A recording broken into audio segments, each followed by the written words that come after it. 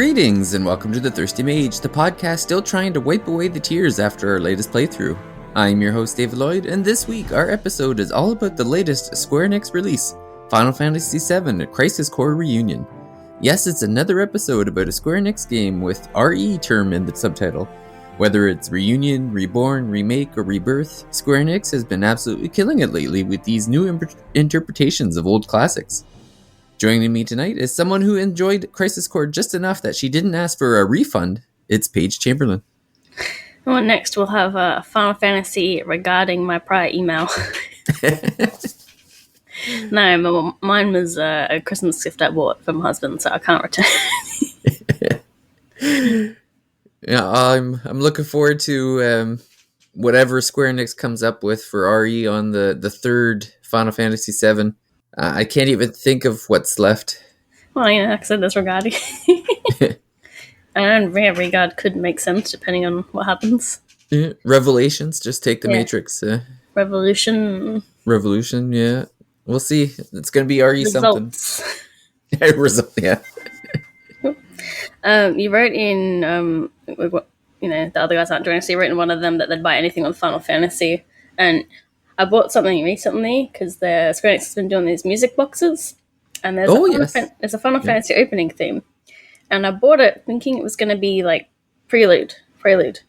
Yeah. And it's not. What?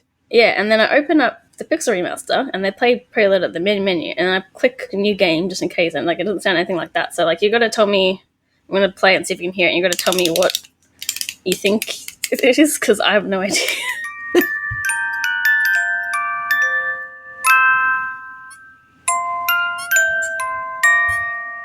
Oh, it's from Final Fantasy I.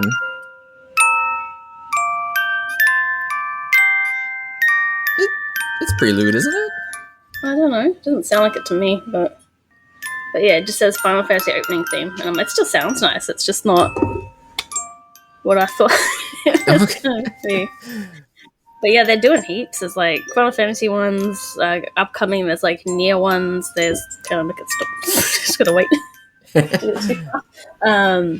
Nier ones, Trials and Mana. Yeah, I've seen them advertised. I think on Twitter I saw like Unaleska was showing off a bunch. I think is where I saw them, but yeah, they seem pretty neat. Yeah, because I know upcoming there's like Aerith's theme and stuff like that. How did you get your hands on one? I thought Square Enix doesn't recognize Australia as a country. Yeah, they don't. EB Games is bringing them over.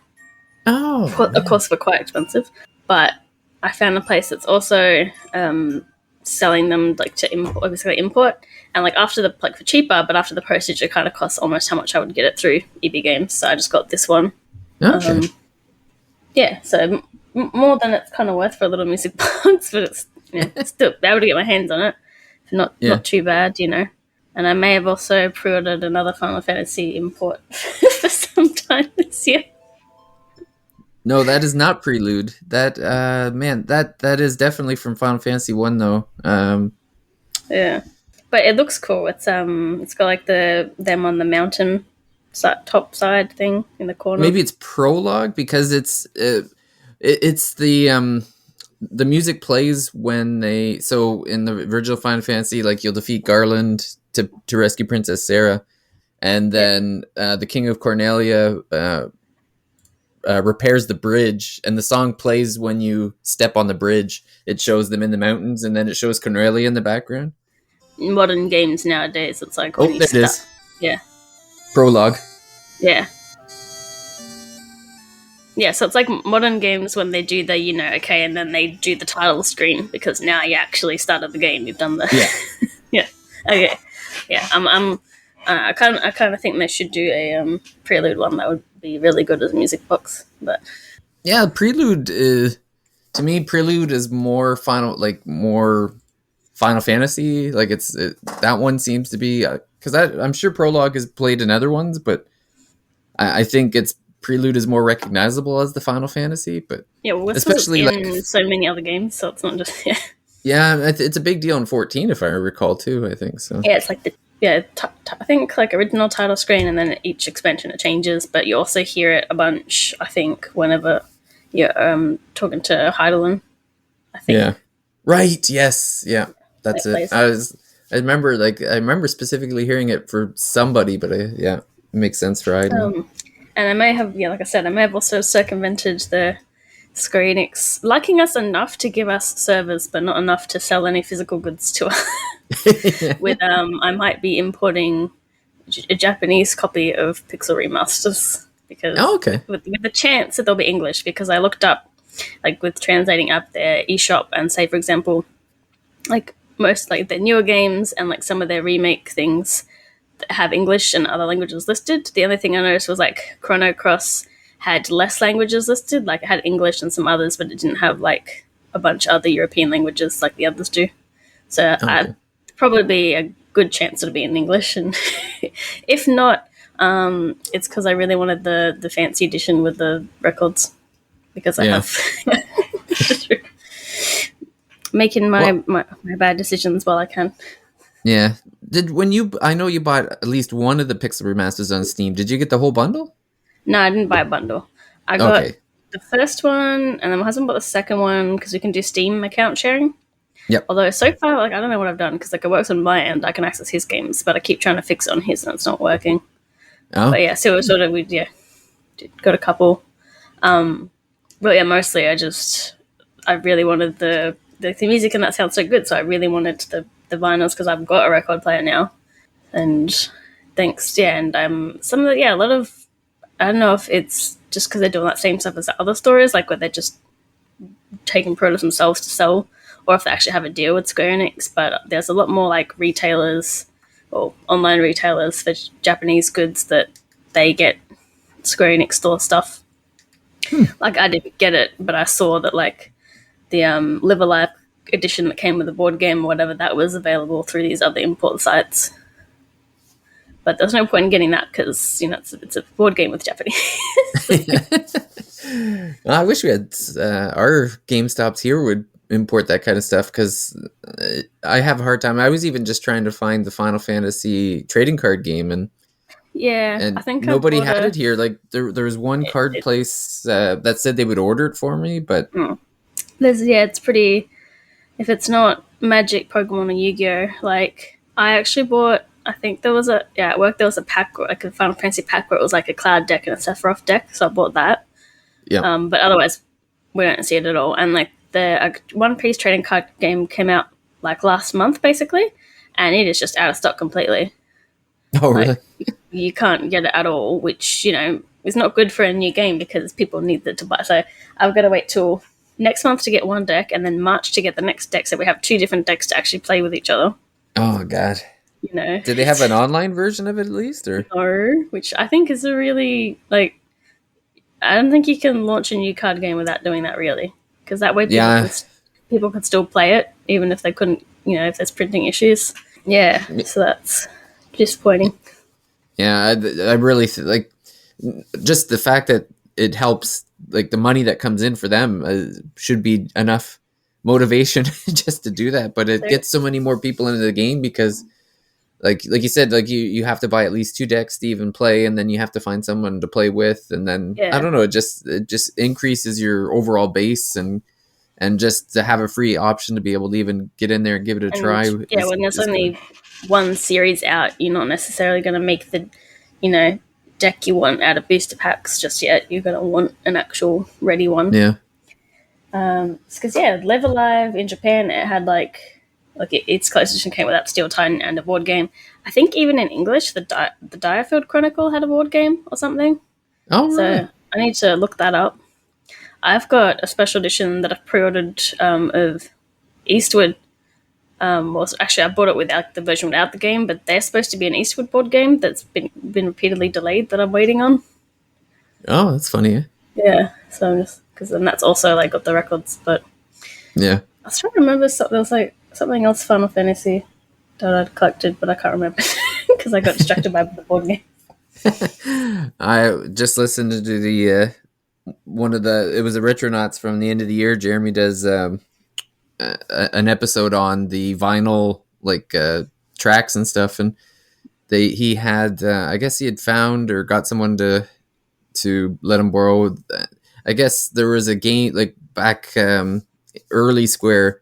There was a game. I think it was Alpha, and there was an Uematsu song, and they had printed it on a cardboard record, and yeah, and so this is like a 30-year-old piece of cardboard, and it was at the end of the episode, and there's a lot of like obviously 30-year-old piece of cardboard. There's a lot of scratches and that you kind of hear from like the record and stuff, but it was still neat to hear like this really old Uematsu song from this like very early Square game, like one of the first Square games ever made. So it was pretty neat to hear, and it sounded like you could hear it and you'd be like, oh yeah, that sounds like, you know, if you had to guess, you would have guessed that was an Uematsu.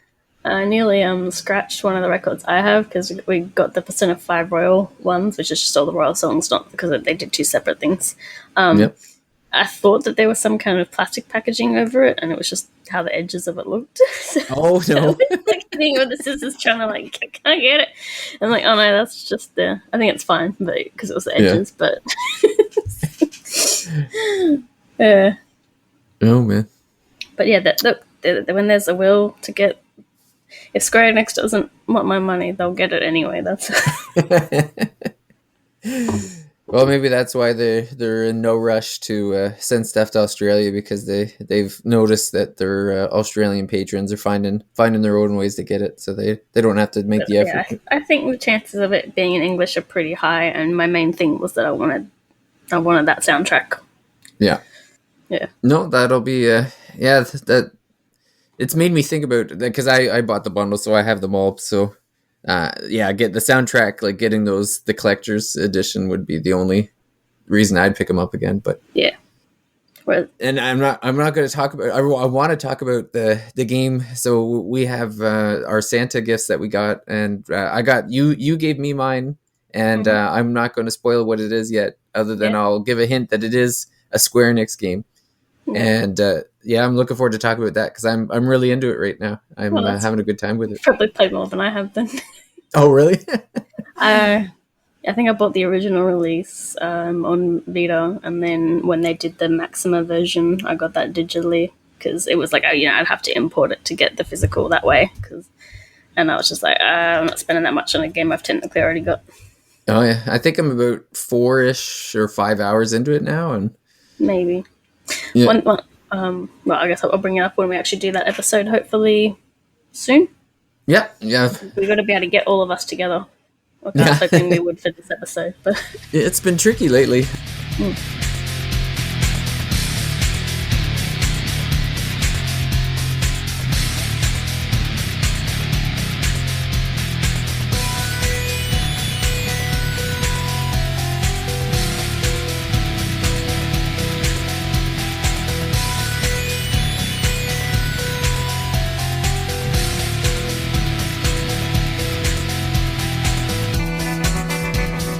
Unfortunately, with timing, Jordan couldn't be here, but he did do a review of the game that we're talking about this week, Crisis Core.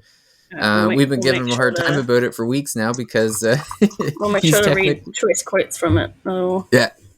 Well, when you're looking for that, I'll just let people know that he gave this a 6.5 out of 10, which is technically the lowest score on Metacritic. And I know he heard about it from people. I mean, hey, it's his opinion. If that's how he feels, then there's no problems. But he played the Nintendo Switch version, and I guess I don't. It seemed like he kind of generally enjoyed it, but I think the end came, I guess, dragged on a little bit for him from our just conversations. But I know it says you didn't like the missions. Yeah. It's funny. No. How can you say lots of side content and then say that the missions are unnecessary? It's all about perspective. What did he say about the mission? Sorry, he didn't like the missions. In the pros and cons, you've got pros, lots of side content, but cons, missions feel unnecessary. Oh yeah, a little hypocritical. I like that they're there, but it's bad because you don't need to do them, because I don't think they're. Were they new to this version? I don't think so. Okay. I just thought the way people talked about them, I thought they might have been new. Yeah, I don't know. So I guess that'll bring us to the beginning of our conversation where now I own Crisis Core on PSP. Now I will say that my brother bought it because he was back when Final Fantasy VII was kind of at its height. He was buying everything. He loves the game on. He's quite younger than me, but he loved the Final Fantasy VII on PlayStation. He ended up playing on like PlayStation 2 or something, but he loved the original game. And then he got Crisis Core, Dirge of Cerberus. I think he owns the Advent Children movie. Like he was totally into it. I never played the PSP game. I don't know if you ever played it, Paige. No, my experience with Final Fantasy VII is I know the general plot spoilers of it, and I've watched Advent Children, which is a great place to start. I don't think it's a good movie. Mostly it wasn't as bad on the second watch, but like that first watch of one of the fight scenes in like that church building, I was like, man, take a shot every time the camera cuts and you'd be dead. Like, you're talking about the Tifa fight? Yeah. Yeah. It was like, oh my god. So all I know about any of this going to Crisis Core is that Sephiroth has mummy issues. Yes. And that he was a war hero. Although, which I've since playing a bit of the game, I'm like, these wars seem to be. Well, yeah, the extent of the war, I guess, is debatable, and that's that's obviously delved into in this game. You never played Remake either, though, right? No. I was actually quite looking forward to the Ever Crisis, but it's been delayed like almost like 6 months.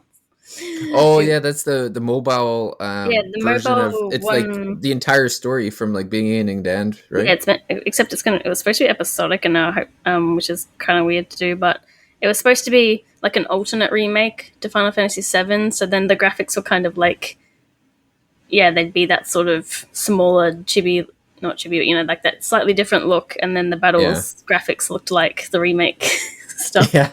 Which is weird, and we did get a new trailer, and they've got like alternate outfits and short hair Sephiroth and stuff. No, they can't have the short hair Sephiroth. That's which I don't think. Yeah, did you make sure to sign up for all the fan clubs in this game? Oh yeah, I did. You read all your emails. Yeah, I tried. I think one of the things with this game is there's so much content. It's insane. Like. So this was like I said, this is my first time playing it. I was very pleased that they made so much changes to it to make it it seemed very like the game was almost made at the same time or incongruent with Final Fantasy VII Remake, because like the UI is all made to look like Remake. A lot of like they changed the character models to look like what they look like from Remake, which is kind of weird because there's a couple cutscenes that are left in there where they're clearly the old models because they weren't going to redo the cutscenes. And okay, because they kept the CG cutscenes. And it was kind of like, I sort of like that style a bit better, but then they've gone for this remake style. One thing that kind of struck me first was actually, I don't think the game looks as pretty as Remake does. No, it doesn't. Which is definitely how it's running on the Switch. Yes, that is the only way it's running on Switch. And all the animations are the old ones and stuff, so everything's kind of... Yeah. For the most part, anyway, like cutscene-wise. And you're playing on Switch, I presume, right? No, I bought a PS5 copy. Playing it myself, I felt like it'd be better for Switch because of the structure of the game. It was a PSP game; it's very pick up and play. Yep. But because it was a present of someone else, I went with the PlayStation version. Okay, I ended up I played it through on the Steam Deck myself, so ran perfectly on there. I didn't have any issues, and all default settings. Like I didn't change anything. It looked way better than I thought it was going to look. I thought they do quite a bit. Like I looked at some videos of like old PSP, videos and stuff, and it really is like a massive upgrade. Like they rebuilt a lot. It's not quite the level of like fidelity of the 7 remake. yeah, exactly. And I'm thinking they did that, like you said, so that they could get it on other platforms and stuff, like for Switch, and which is funny because it's like so Crisis Core is on Switch, but I don't think remakes ever come to Switch. So Probably it's not. no, unless it's like a cloud version or something. Well, that was the thing where I was like, there's a couple characters that got added to Smash Bros. That I was annoyed about because at the time none of their main games are on a Nintendo system. Because like Cloud got added to Smash Wii U, and Final Fantasy VII wasn't on anything Nintendo. The only Nintendo thing he was on was Theater Rhythm. Like technically, he had a 3DS spin-off. Like he was in Theater Rhythm, so technically he was a Nintendo console. But I was just mad that DLC characters were getting wasted and like they weren't actually being represented. But Final Fantasy VII is on Switch now, and the same thing happened actually with I wasn't excited for Joker from Persona 5 because again, Persona Q2 was on the 3DS, but Persona was not on the Switch until this year, and another spin-off before that. So they did eventually earn their place, as far as I could tell. But yeah, I don't remember exactly. We started talking about last time. I remember was the graphics. Yeah, we got off into this. I remember I didn't say it, but I wanted to say that I don't think Sephiroth's hair looks as nice as it should in this game. no, it's not as glorious as it should be. No, you can see the chunks and stuff. Yeah, halfway that's the through. thing. I guess when you don't have the 4K and ray tracing, you can't capture that glory. Yeah. What's I remember I was watching someone else play, and one of the letters was saying that he uses this many bottles of shampoo and conditioner per day. And then someone's like, how are they finding that out? Are they just is Shinra giving this information out, or is someone just checking the trash? Yeah. See how many they just have special order. It's funny how in this game though, because it's the first time I've played it, how humanized Sephiroth seems in the game. The fact that he actually has friends like Angeal and Genesis, even though Genesis doesn't seem to exactly be his friend, but they it's funny to see that he was normal once. Yeah, well, like I said, Normal-ish. I've only seen Advent Children, so my impression of him is just very unhinged and him going, "Mommy." So, yeah, so I think that's why people like it, because you get to see a bunch of the other characters. You get to actually see, like you said, that human side of someone before they just became seemingly straight up evil. And yeah, like the other character. I mean, this game really puts an emphasis on memories and connections and emotions in a kind of a weird way. But yeah, well, and it's funny because it has that. I think it's like the DMW. I think is spinner. I was like, why is there a slots machine in my video? It is so weird. It made no sense to me. It's fun though, but it was fun. Very weird. Yeah. So yeah, I guess we'll just explain how. So the whole kind of combat system that in Crisis Core, for anyone who hasn't played, is that it is an action RPG. It's even more action RPG than Final Fantasy Remake. Like in VII Remake, you kind of had that pause system where you could. It goes into kind of bullet time when you're making decisions on magic or items or whatever. But in this one, it's just full out combat. So you're kind of running around as Zack Fair, who is a soldier. People who have played Final Fantasy VII will know Zack. So don't have to get too involved in his history, but he's kind of like Cloudy, comes from this small town, gets the Mako bath. I think he's a bit more happy. Yes, he is. He's a happy dude. Only thing I knew about him before playing was that people described Zack as a himbo. Yes, that's a good happy dude. He likes to do. He likes his squats. He likes to do his squats. Yes. He's always doing squats. If he's ever bored, he just pop some squats. But and the smallness of his sword at the beginning of the game was quite jarring. But I did like you start off the game and you jump off the train and you're like, wow, this looks really similar. Yeah. But there's attacking and rush, and then apparently there is a guard button, but I didn't use it too much in the game. And then on top of that kind of standard, run, attack, guard, you also have magic that, or a materia system, I guess, that's connected to, like, you have to hold the L button and then you can hit the face buttons and it'll do different magic attacks or whatever. Magic, and like there's a magic Action meter and a points. something. Oh yeah, an action meter. So some it use up the two different bars, and then because that's pretty much you've got your weapon, basic combo, dodge, and the different attacks you can do that you need the bar for, and then that's when the dream or whatever wave. Yeah, I don't even know what I know it's DMW, but I don't remember what it's just like. Keep thinking DMV or DM, yeah.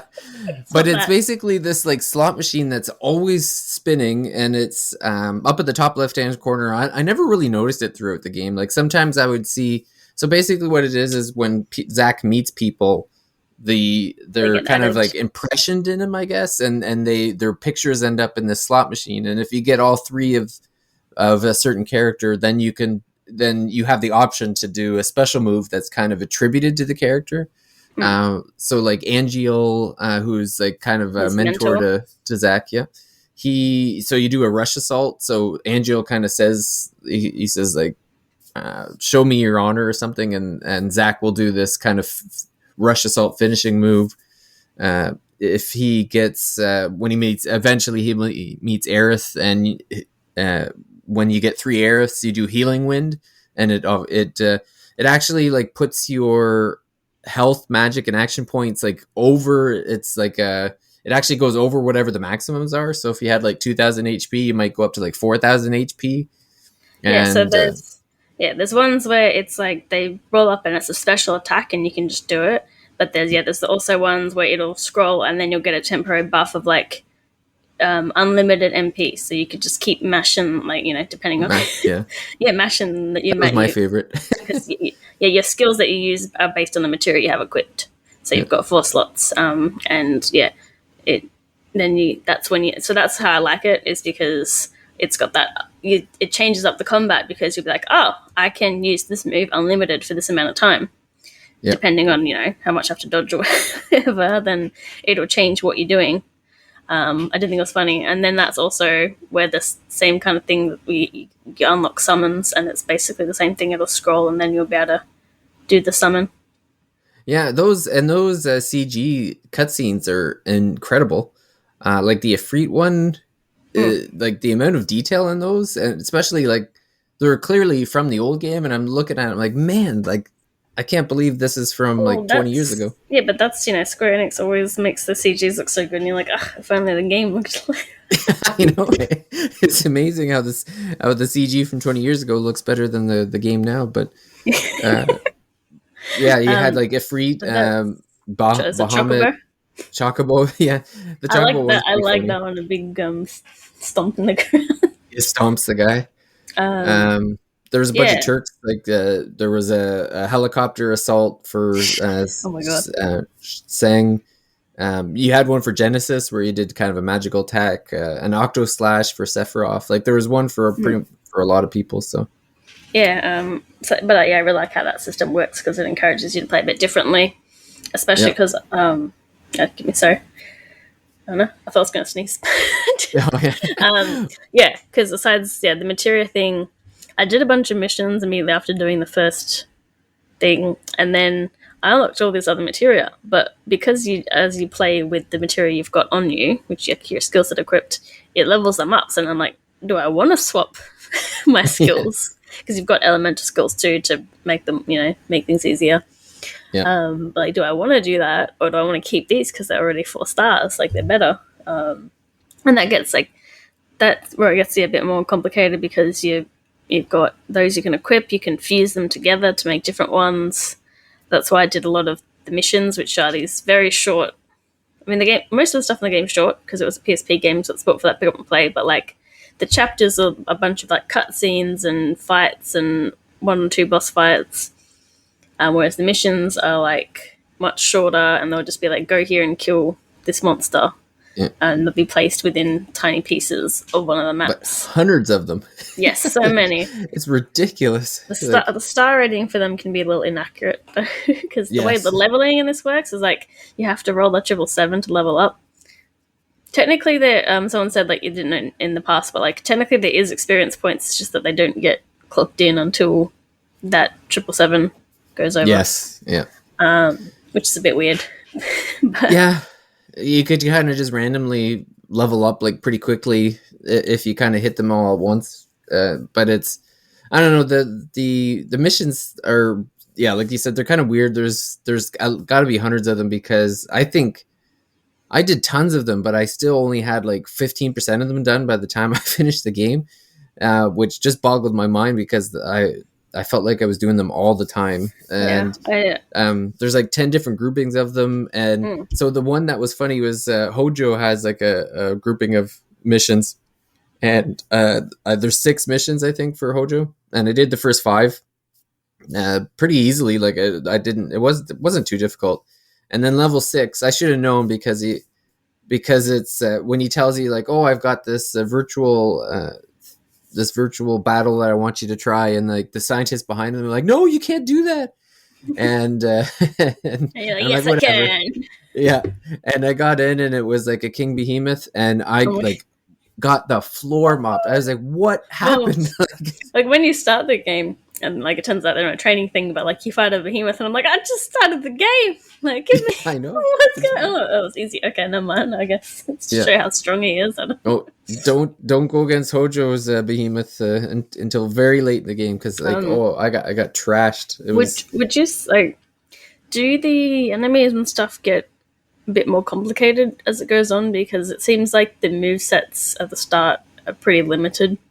Like, it's still like if you get hit, you lose a bunch of health and stuff, but it seems like a lot of them had only like 3 or 5 moves at the most. Yeah, it wasn't. So I think my biggest critique of Crisis Core is that the materia fusion system is broken. Yeah. Because so I started, once you start fusing the more powerful materia, like when you get into the Faraga and Blizzaga, you can actually start adding like multipliers to them. There's like Dark Blizzaga and Dark Faraga, and you can they can boost the magic. And so I got to the point where I was fighting bosses and pretty much downing them in like 5 to 10 blasts. So they were very like these are end bosses like near the end of the game. Just mopping the floor with these bosses.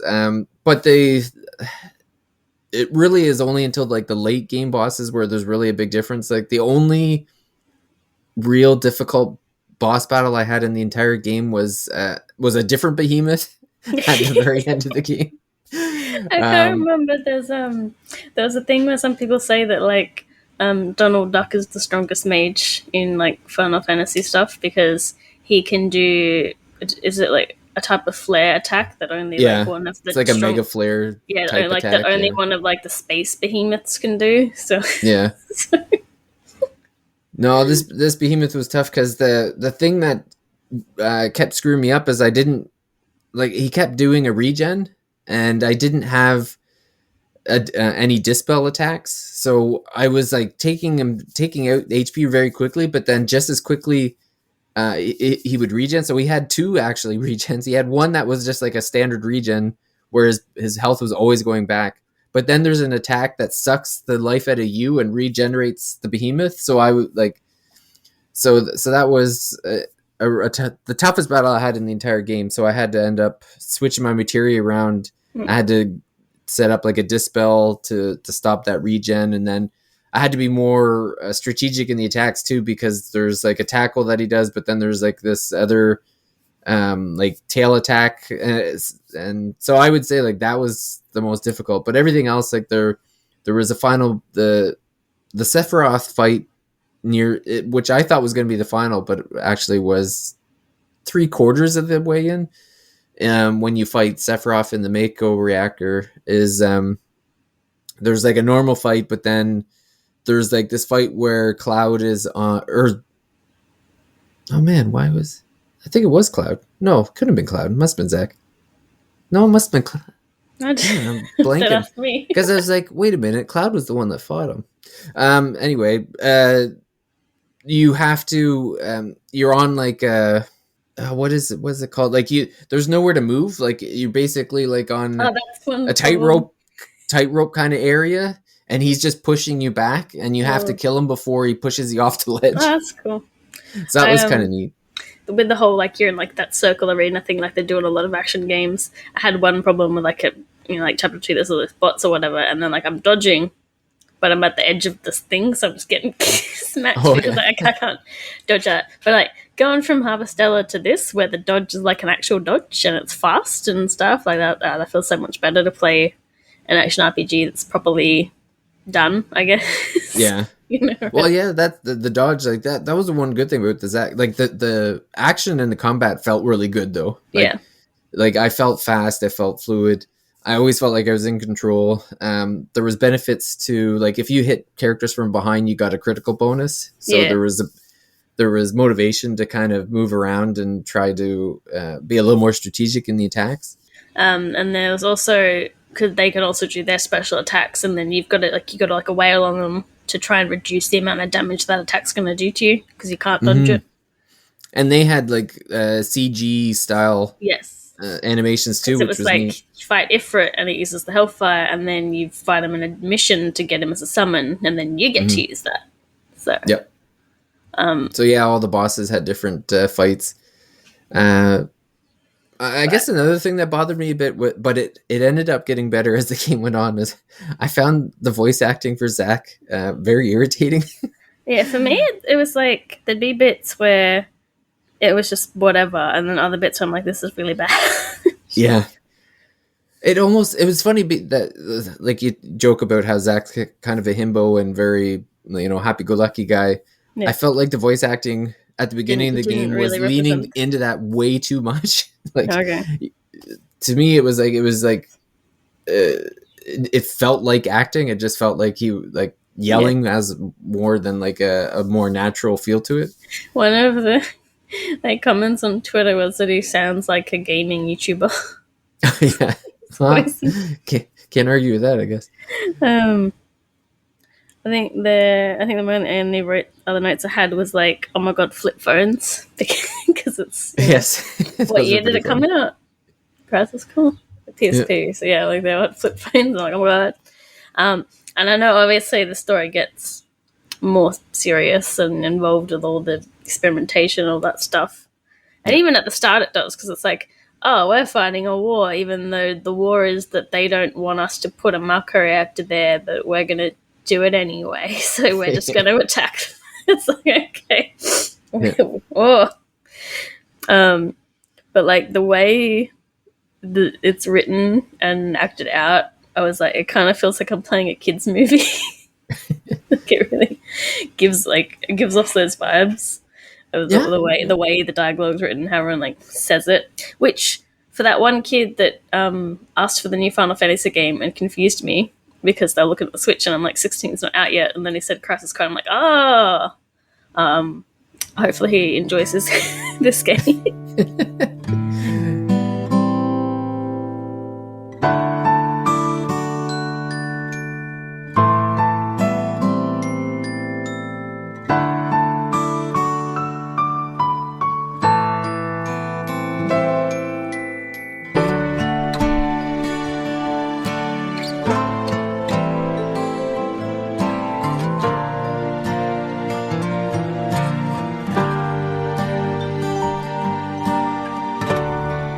I'm curious, like, if someone who hasn't played Final Fantasy VII tried to play this, because it's so lore based. It, like, the fact that it came out after the original, like, it felt like they like were really making it to. There's so much connection, and there's so much. There's a lot of arguments about prequels, like whether, like, because generally they're sort of designed to be consumed, like played, watched, whatever, after the original content, because like that's why they were written that way.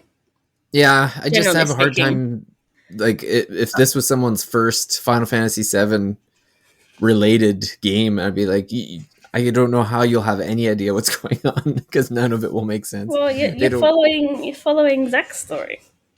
So but they don't really explain, like, you don't really know if you don't understand like how Midgar is and Soldier and Shinra, like, they don't really talk about stuff like that. I don't know. Like, But then it's hard because I've already, when you already know what's going on, then I guess maybe it's just a different perspective to come into. But well, and like I can't speak because I've been in a very different order of things, but I know there's some things where I would say do the prequel first. Like if someone was going to watch the original Gundam show, I'd say watch Gundam Origin first because like yes, there's one major spoiler you get from watching that, but it also gives all this like a bunch of side characters like so much more depth and like you understand the politics of like what happens at the start more if you get that first and then watch the original series. So it can just really depends on the story of the game.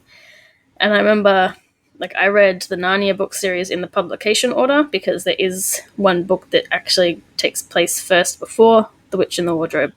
But I read it, and like that book in publication order is the second last book. So to me, it was good to read. How did this all first start happening? As like the second last book before the big finale. So it just sort of depends. And then with that, picking up on things, it depends. Like, someone could have not played much Final Fantasy VII, but they might know a bunch about the characters, or a gist of the, I'm playing and then I'm like, and Jill's the one with like the Buster Sword. And I'm like, why is he gone?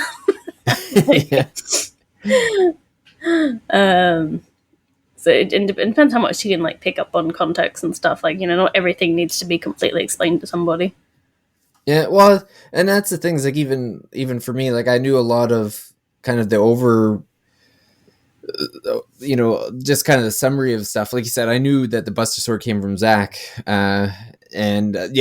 the kind of backstory of the Buster Sword coming from Angel's family was neat. Like that was the first time I really got into like it's kind of like deeper lore than I've experienced myself, so it was kind of neat seeing a lot of the stuff, like seeing the I can't remember, I think it's like deep ground soldiers when at the end of the game when they pick up Genesis and stuff and be like, oh, I see it now, I can see like the connection with intermission, because when I played intermission on Final Fantasy VII as like Yuffie, a lot of those characters I'm like, I've never heard of these people. Like I probably should have, but the names are familiar, but I have no idea what's going on. Like, why is this guy got these dark powers? I don't know. Like, and you wrote story highlights as a point. For me, I haven't played very much. Like, not that there's anything wrong with the game. It's just I wasn't in the mood for playing much. But yeah, if I was going to buy it for myself, I probably would have bought it for the Switch because it's quite that pick up and play, like just do a little bit at a time sort of thing. But I did like, in the where you first meet Yuffie and you just pretend to get beat up. You pretend to get beat up by her.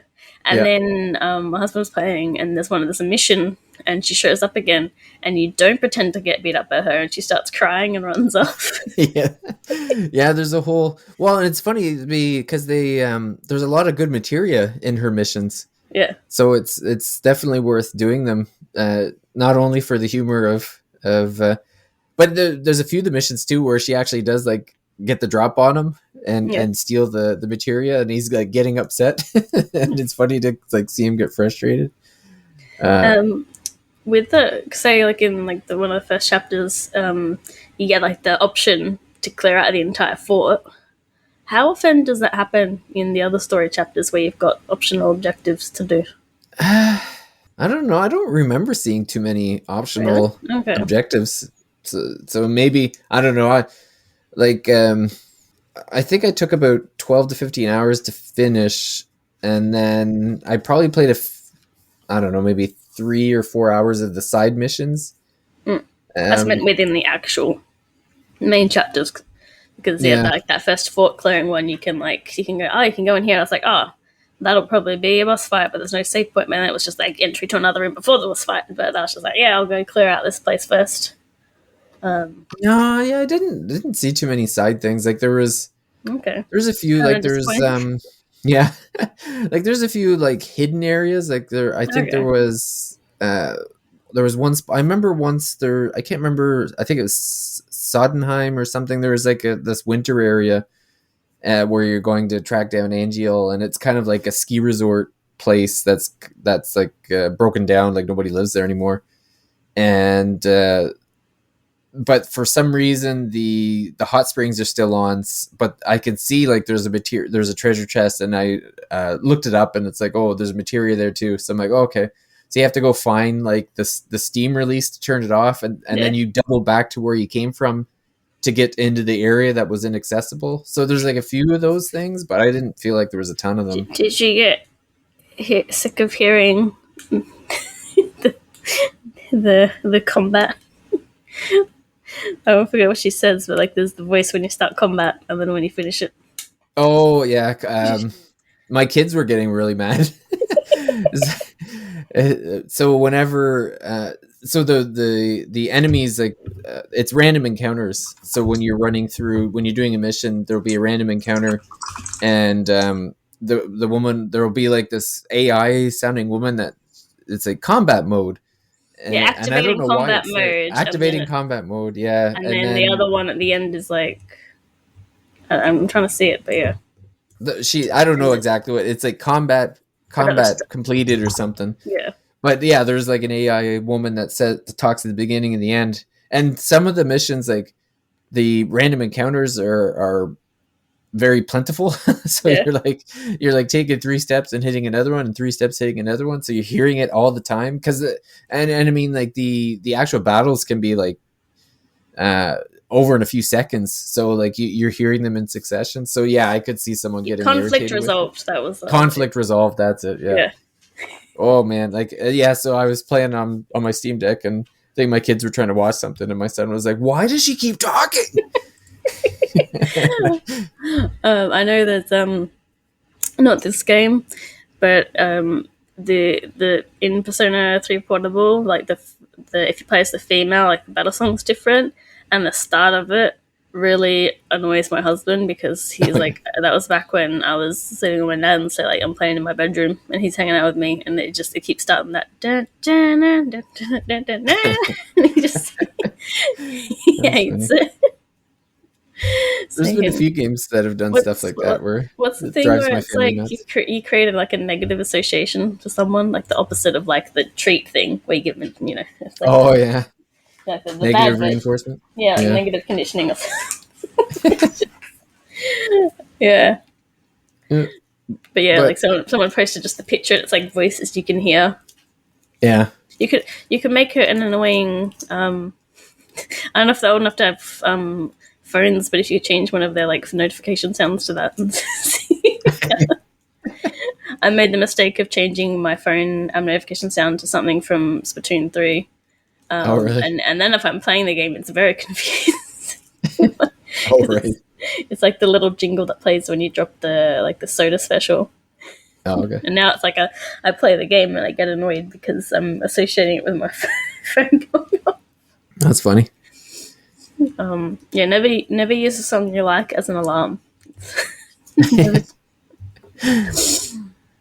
But yeah, I really like the combat. Like it's kind of a weird system, but it works well because, like I said, it gives you different opportunities and advancements, and you can break it very.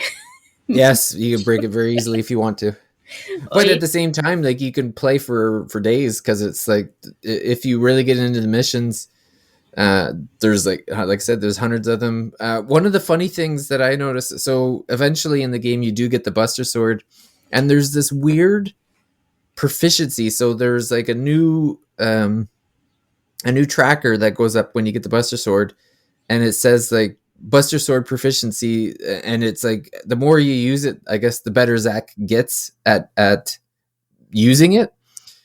And I don't know how many hours you have to play, but I finished the game and I only managed to get to 0.5%. Oh wow. And I went and looked on some YouTube videos of like to see the ending and stuff, and I'm like, well, you know, what are other people at? And everyone is at like 1%. And I'm like, okay, who was supposed to get proficient at this? Because it's crazy. Like there's and even trying to find out how to increase the proficiency didn't make a whole lot of sense to me, because there's like when you get the Buster Sword, if you hit A and B or whatever the buttons are, there's like 2 buttons you push at the same time. It's like dodge and attack. If you push them at the same time, Zack goes into kind of a defensive mode with the Buster Sword, and then you can do like different attacks that are Buster Sword based. They're kind of like these big clubbing things. So when you do these slashes, it goes up very, very small. Like every slash is like 0.1 or like even not even, it's like 0.05 increase to this meter. And it doesn't always go up and stuff. So it's like, I don't know. I'll have to like Google what that meter does one day. But, if there's anyone who doesn't want to put 100 hours into this game, don't expect to increase that meter. Because it's just, I don't know.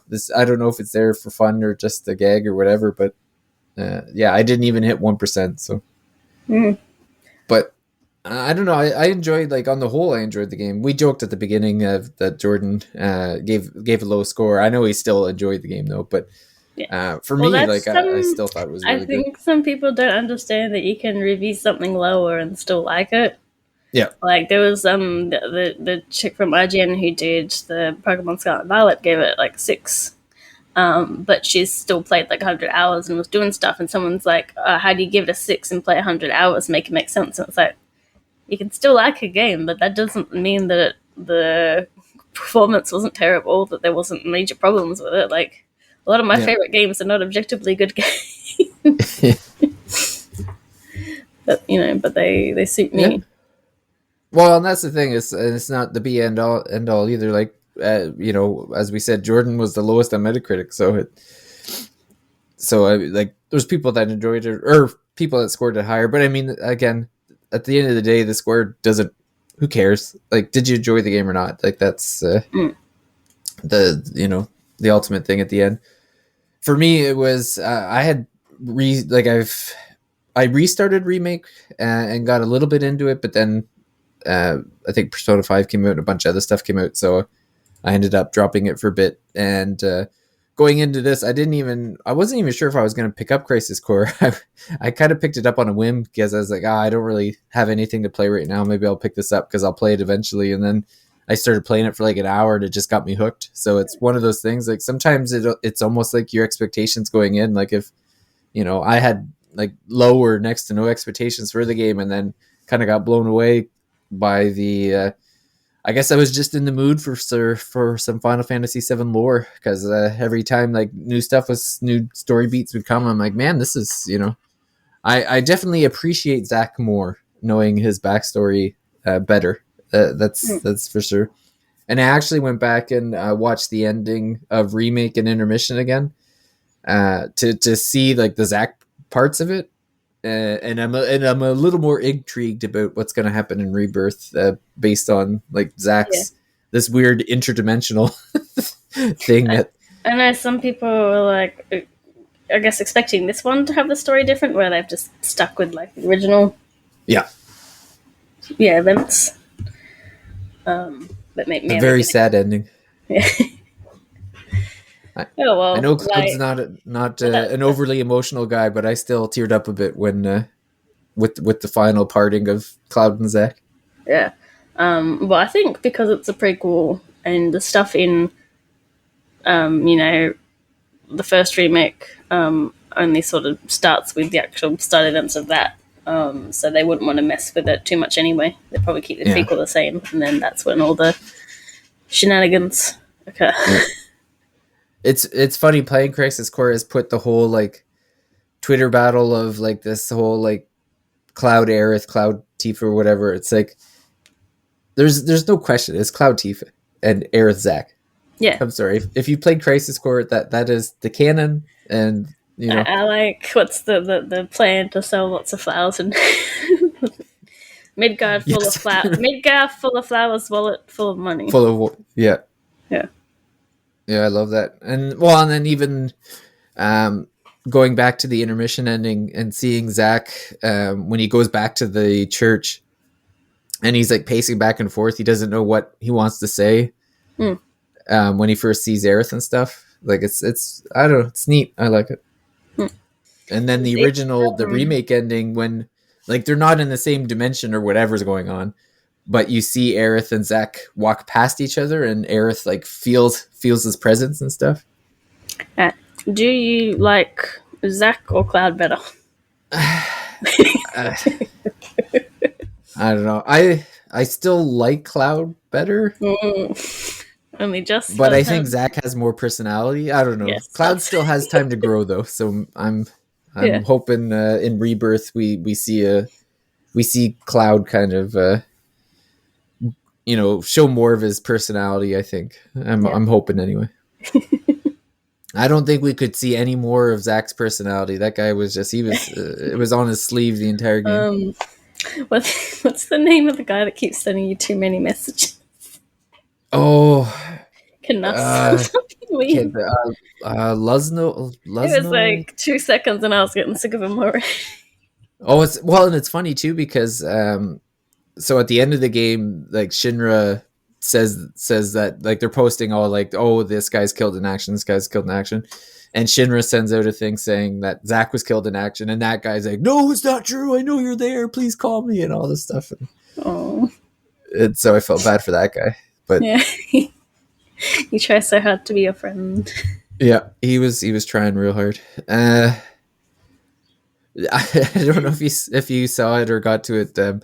There's the random beach scene with Zack is hilarious. No, I haven't. Because it's so like I don't even know why it's in the game, other than maybe they just wanted to put Cesne in a bikini, and that's the entire point of that scene. But there's a point between so after the fight with Angel and Zack gets the Buster Sword, there's this like, I guess it's like a time jump because he goes back to Shinra, and then like the Turks are supposed to be like watching him, and he's not really going on missions anymore. So he like technically goes on vacation to Costa del Sol. And you telling me a thing in Final Fantasy 14 is named after something in another? Yes. Final Fantasy game. Yep. Does it look similar? Well, you don't see it. It's just a beach. You don't see anything. So what happens is this weird cutscene. So they're at so he's technically on vacation, and he's like just sitting on the beach, and he's talking about how bored he is, and he's doing his squats. And he's just on a coastline, and it's Costa del Sol because they put a big thing that says it's Costa del Sol, but there's nothing there. There's like literally nothing. I don't even think there's a beach chair. The only thing that I know for sure is there is a beach umbrella because he ends up using it as a weapon. But he's just sitting on the beach, and Cisne is there in a bikini, and the two of them are just sitting there, and Zack's with his shirt, like only wearing shorts. So he's got like the buff guy or whatever. And so they're talking, and he's like, this is so boring. I need to do something. And then like Shang comes running down the hill, and he's like, there's Genesis copies. And then these 3 Genesis copies like jump out of the water. So Zack like grabs the beach towel, the beach umbrella, and uses it as a sword. And then it's Zack's like, I guess vacation's over. And then they're back in Midgard. It's like, what was the point of this scene? I don't understand. Like it's just such this weird like out of nowhere thing. I guess there's like a little bit of dialogue between Zack and Cisne, but I don't know. Like it just seems so out of the blue. So as punishment for not being in this episode, I think Casey and Jordan have to play Dirge of Cerberus and podcast about it. Yeah. Oh man, it's funny. I went back to look for, I don't know what I did. I pulled the Dirge of Cerberus cartridge or like game disc game for like an episode like last year, and I must have left it somewhere in the house because now I can't find it. And I'm like, oh man, I'm so mad because now the one thing though is they asked Nomura about like, are you ever going to redo it? And he's like, nope. So because I guess it's technically after Final Fantasy VII, so they're like, no, we're not doing it. So if anyone's holding out hope it'll be in the last no Dirge of Cerberus Resurrections. They've just mushed it into the remakes. Yeah, maybe an Ever Crisis, I don't know, but yeah, it's a post-game for Ever Crisis. Post-game DLC that they'll charge more money for. Yeah. That's their punishment. They have to. Yeah. They agree to it by not being. Seems only fair. Yeah. Cool. Any any final thoughts on Crisis Core or Final Fantasy in general? I think if you like action games, like you should probably play this. You might not necessarily like how the story goes, like the acting and like that, but I think the system's just fun enough, and you've got all the missions and stuff you can do that it's worth playing. And yeah, I think if it's not you're really a long game at all either. So no, yeah, you could beat it in 12 to 15 hours pretty easily. And yeah, I would also say though, if you're like into the lore of Final Fantasy, it's a great game because it's very in the weeds, like getting into the whole like Project G and Project S and how they got their powers and all that stuff. well, Like it's very very descriptive. because I didn't play Final Fantasy VII, so I didn't know anything about the. I'm like, there's Midgar and there's a jungle. That's all. So then, like, we go to this neighboring country and we're attacking them. I was like, oh, okay, it was cool to learn about the actual world. Yeah. Well, and then I know like from the original game that Cloud technically wasn't a soldier, but was still infused with Mako later. And I didn't actually realize that. I guess this is spoiling a little bit of the ending if people haven't played it yet. This is a 20-year-old game though. That Cloud, unlike Zack, Cloud was given cell. What's his Genova cells, like Sephiroth cells. So technically, Cloud has like a different genetic makeup from Zack, even though they're both soldiers. Because I know there's always been this like, well, Cloud's not really a soldier, and it's like, yeah, but technically he has stronger genetic material than Zack. And then my husband playing, like, he's got a scene where it's talking about Genesis and Angel, and like Sephiroth wasn't allowed to donate like stuff to help heal one of them, and he was just like, why can't I? because he's also different from them too. Yeah. Well, they were like, again, it's so in the weeds because like they got like this different kind of donate, like they were genetically made from Genova cells, but in a different, like through a human. So there's like this cross contamination or something, and then. So are we saying that Final Fantasy VII is pro or anti IVF? Oh, it's confusing as ever. As trying to keep everything straight, but yeah, I don't know. But yeah, it's a great game. I would definitely recommend it to, like you said, if you're into action RPGs or if you're a big Final Fantasy VII fan. Definitely worth playing. Like I said, I played on Steam Deck, looked amazing. I'm sure it looked great on the PS5, and I think it played fine on Switch. It obviously won't. I don't think it's got like the same FPS or graphical fidelity, I guess, but it still played pretty solidly, I guess, from what Jordan says. So and check out his review on Nintendo World Report, so you can leave mean comments. Yeah, that's right. give them engagement. Everyone should go and leave a comment about how he was wrong. I'm sure he'll love that. Yeah. Don't say it was us though. Yeah. Don't say that we told you to go there. But yeah, I guess that'll do it for our Crisis Core episode. Obviously, it's not going to be the last Final Fantasy game we talk about this year. Probably not even the last one this month. To give a bit of a teaser to my Secret Santa game that'll be coming up. I thought you were talking about Theater Rhythm, and I thought that was February, so I was confused. Oh yeah, no. Is Theater Rhythm coming out in February? I think. Let me check. It might be January. Man.